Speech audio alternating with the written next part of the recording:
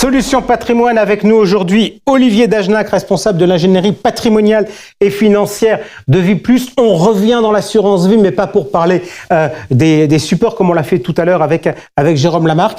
On revient pour parler de la clause bénéficiaire.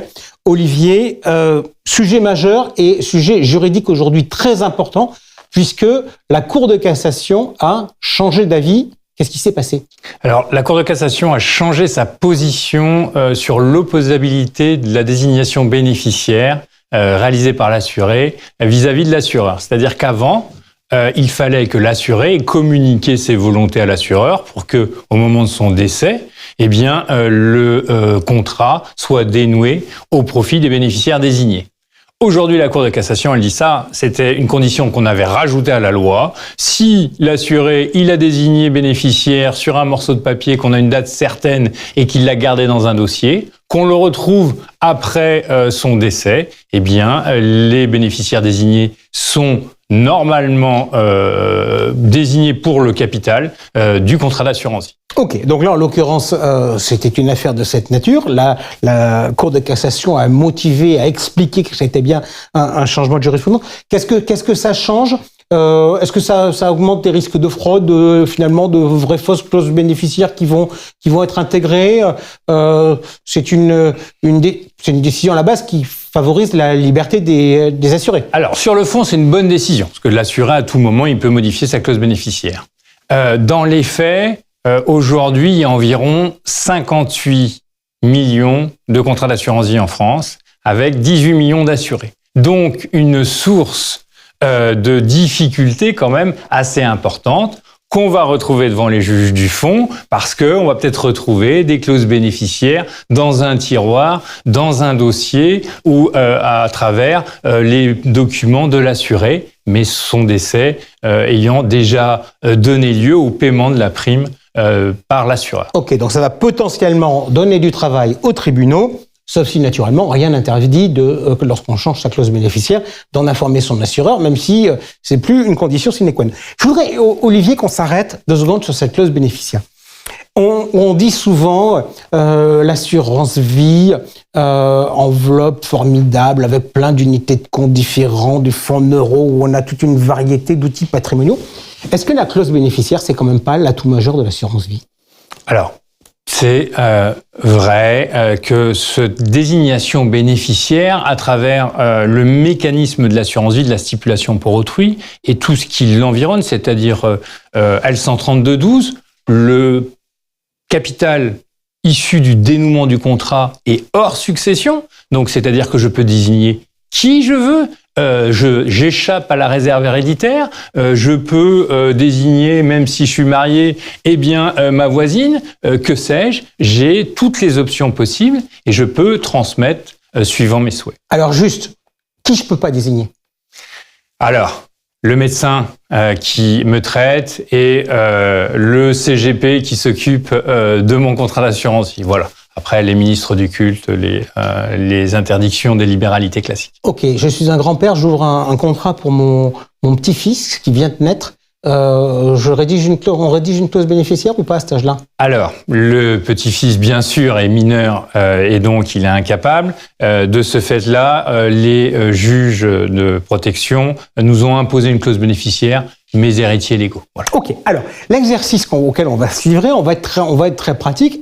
À la fois pour les épargnants et à la fois pour les conseillers en gestion patrimoniale. Tiens, d'ailleurs, petite question, vous dirigez l'ingénierie patrimoniale et financière, donc vous travaillez avec des conseillers en gestion de patrimoine. Vous avez beaucoup de questions de la part des CGP sur la rédaction des clauses bénéficiaires ? Aujourd'hui, le service d'ingénierie patrimoniale chez Vie+, gère environ 5000 questions par an. Et on en a un quart qui concerne les clauses bénéficiaires. Donc moi, j'ai un demi-temps plein sur cette question-là très particulière. Ok, allez, je suis conseiller en gestion de patrimoine. Je voudrais avoir quelques petites recommandations. Je vais vous faire réagir sur des clauses, puis vous me dites ce qu'il faut si c'est bien, si c'est pas bien. Première hypothèse, je veux donner des montants. Je veux pas donner des pourcentages, je veux donner des montants. Par exemple, 150 000 pour X et 80 000 pour Y. Naturellement, je vais rajouter après, à défaut, mes héritiers pour que si jamais ils sont plus là, ça passe à mes héritiers. Ces clauses à montant, il faut s'en méfier, il faut pas s'en méfier? Alors, il faut les utiliser, mais à bon escient, c'est-à-dire, première chose, vous pouvez désigner bénéficiaire pour 150 000, un de vos enfants et 80 000, l'autre. Inégalitairement, c'est tout à fait possible, mais il faut prévoir le cas où, au moment de votre décès, le montant du contrat soit inférieur à 150 000 plus 80, soit 230 000. Donc, cette clause aura deux parties. Si mon capital est inférieur à 230 000, mes enfants par parts égales. S'il est supérieur à 230 000, 150 000 pour un, 80 000 pour l'autre, et le delta, eh bien le choix que vous souhaitez apporter à ce contrat. Ok, deuxième cas, l'autre jour j'ai été gentiment invité par une association d'épargnants à venir parler devant des adhérents, et lorsqu'on a parlé de clause bénéficiaire, est arrivé le sujet de la renonciation.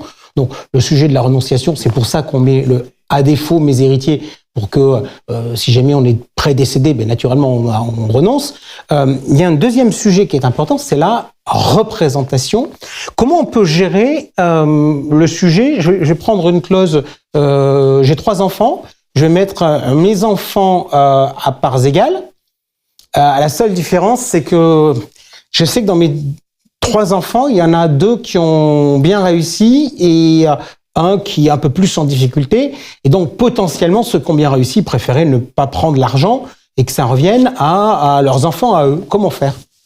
Alors c'est vraiment une problématique aujourd'hui importante parce qu'on hérite de plus en plus tard dans la vie. Est-ce que ça a du sens de toucher un capital à 60 ans, 65 ans au décès de ses parents? Est-ce qu'on ne pourrait pas laisser sauter une génération?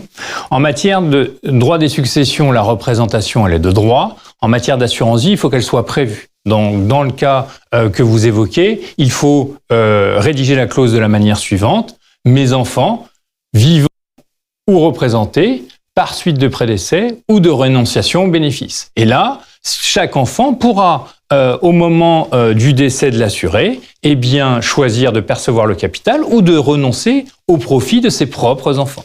Dans les arguments dont on entend beaucoup parler, c'est le démembrement de la clause bénéficiaire.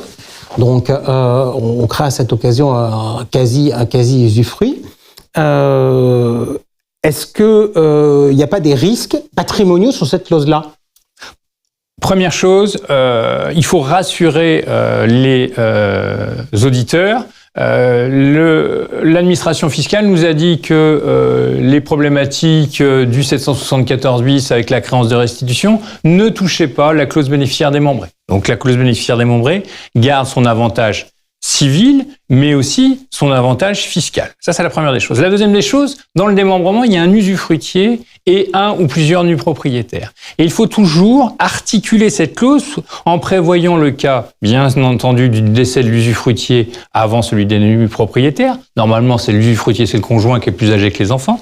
Mais aussi le cas du décès des nus propriétaires, voire même le cas de la volonté de renoncer des nus propriétaires au profit de leurs propres enfants. Donc ce sont des clauses qui sont à manier avec précaution et il faut vraiment les faire valider en amont par les compagnies d'assurance. Alors, dans la clause à manier avec précaution, il y avait un grand débat qui avait été lancé par Jean Oulagnier.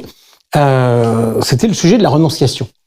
Puisque la règle, c'est que quand on renonce, a priori, on renonce à tout. Et on passe au suivant dans l'ordre de la clause bénéficiaire. Et Jean Oulagnier avait proposé une clause dite à tiroir, permettant au conjoint, par exemple, on a envie de protéger son conjoint, mais il a peut-être pas besoin de tout le pognon. Et si finalement il prend tout et qu'il donne aux enfants, ça va être considéré comme une donation. S'il a un certain âge, on va se retrouver taxé. La clause à tiroir, quelles sont vos recommandations sur cette clause-là? Encore une fois, on rentre dans des clauses très spécifiques, très complexes, et là, il faut d'une part se faire accompagner parce que envisager toutes les possibilités comme dans le démembrement, mais aussi là, il faut interroger la compagnie d'assurance, que chaque compagnie d'assurance a un peu sa doctrine sur la gestion des clauses à tiroir et faire valider en amont la possibilité de rédiger une telle clause. Est-ce que malgré tout, aujourd'hui, si on garde la clause standard, mon conjoint à défaut mes enfants, etc., est-ce que finalement on rate pas quelque chose? Est-ce qu'aujourd'hui, on ne devrait pas avoir que des clauses personnalisées quand on est en gestion de patrimoine?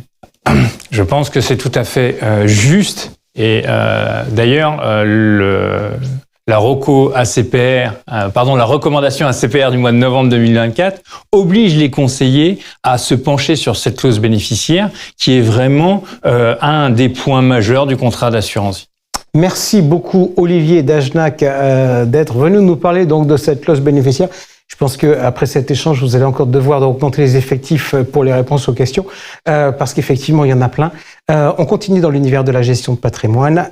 C'est à l'affiche avec le président de la CNCGP.